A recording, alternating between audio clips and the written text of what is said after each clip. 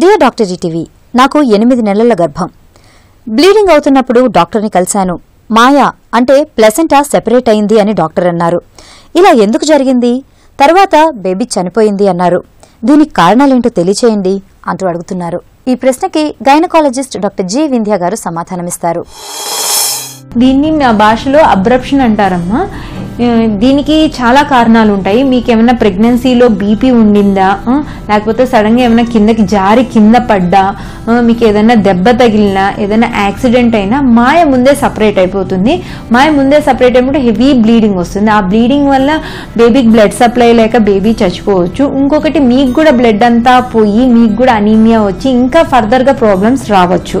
So ఒకవేళ ఇట్లాంటి problem కొంతమందిలో ఫోలిక్ యాసిడ్ డెఫిషియన్సీ వల్ల కూడా వచ్చే అవకాశం ఉంది.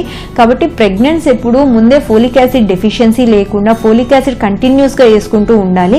బీపీ కనుక ముందే డయాగ్నోస్ అయితే దానికి సంబంధించిన మందులు తీసుకోవాలి. రెగ్యులర్ చెకప్లో ఉండాలి. ఇంకొకటేమో దెబ్బ తగలకుండా ఎక్కడ వెహికల్స్లో బిజీ రోడ్స్లో 8 నెలలు 9 నెలలు వచ్చాక జాగ్రత్తగా పోవడము, యాక్సిడెంట్స్ అవ్వకుండా చూసుకోవడము, 2 వీలర్ మీద పోవడము, ఇవన్నీ లేకుండా చూసుకోవాలి. ఎందుకంటే ఎక్కువ శాతము ఈ మధ్య కాలంలో దెబ్బ తగలడం వల్ల అబ్రప్షన్స్ వస్తున్నాయి.